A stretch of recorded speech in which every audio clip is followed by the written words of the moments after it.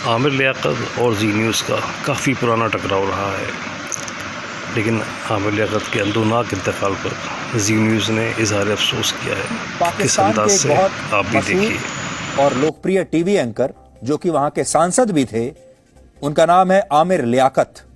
उन्हें हम श्रद्धांजलि देना चाहते हैं, जिनकी 49 वर्ष की उम्र में संदिग्ध परिस्थितियों में पाकिस्तान में मौत हो गई। कहने को तो आमिर लियाकत से मेरा और जी न्यूज़ का रिश्ता बहुत ही कड़वा था, क्योंकि आमिर लियाकत अक्सर अपने कार्यक्रमों में हमारे बारे में बहुत कड़वा बोलते थे, बहुत आपत्तिजनक बातें बोलते थे। लेकिन आज उनके जाने के बाद यह नफरत का रिश्ता भी हमेशा के लिए दफन हो गया और आज भारत का एक एंकर पाकिस्तान के दूसरे एंकर को सारी कड़वाहट भुलाकर श्रद्धांजलि देना चाहता है और उसे ये कहना चाहता है कि दोस्त, अपने आगे का सफर बहुत शांति के साथ तय करें, भगवान उनकी आत्मा को बहुत शांति दे। 49 वर्ष के आमिर लियाकत पाकिस्तान में एक बहुत जाना माना चेहरा थे। वो पाकिस्तान के पूर्व प्रधानमंत्री इमरान खान की पार्टी तहरीक इंसाफ के सांसद थे और वर्ष 2004 से 2007 तक पाकिस्तान की सरकार में धार्मिक मामलों के मंत्री भी थे। इसके अलावा पाकिस्तान में उन्हें एक बहुत बड़े एंकर के तौर पर जाना जाता था। उन्होंने पिछले 2 दशकों में पाकिस्तान के कई न्यूज चैनल्स के साथ काम किया और जब वर्ष 2002 में पाकिस्तान के मीडिया ग्रुप जंग पब्लिकेशंस ने अपना नया चैनल लॉन्च किया था जिसका नाम है जियो न्यूज, तब आमिर लियाकत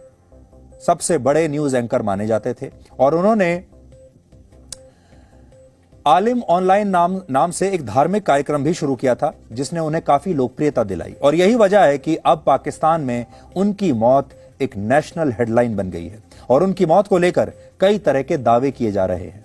पाकिस्तान की सरकार और पुलिस ने यह कहा है कि मृत्यु वाले दिन आमिर लियाकत ने खुद को अपने कमरे में बंद कर लिया था और इस दौरान उनके घर में जो लोग काम करते थे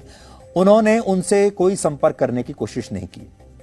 और जब उनके कमरे का दरवाजा तोड़ा गया तो वो बेहोशी की हालत में मिले, जिसके बाद उन्हें अस्पताल लाया गया जहां डॉक्टरों ने उन्हें मृत घोषित कर दिया। इस थ्योरी के आधार पर यह कहा जा रहा है कि उनकी मृत्यु हार्ट अटैक से हुई है। हालांकि उनके ड्राइवर का कहना है कि मौत से एक दिन पहले जब वो आमिर लियाकत से कुछ बात करने गए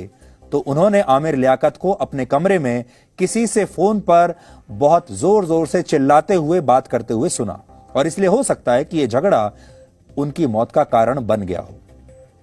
फिलहाल पाकिस्तान की पुलिस इस पूरे मामले की जांच कर रही है और उनकी मृत्यु को लेकर उनकी तीसरी पत्नी से भी पूछताछ हो सकती है, जिन्होंने हाल ही में आमिर लियाकत पर मारपीट करने का आरोप लगाया था और उन्हें जबरदस्ती ड्रग्स देने का आरोप लगाया था और इसके खिलाफ उन्होंने तलाक की मांग की।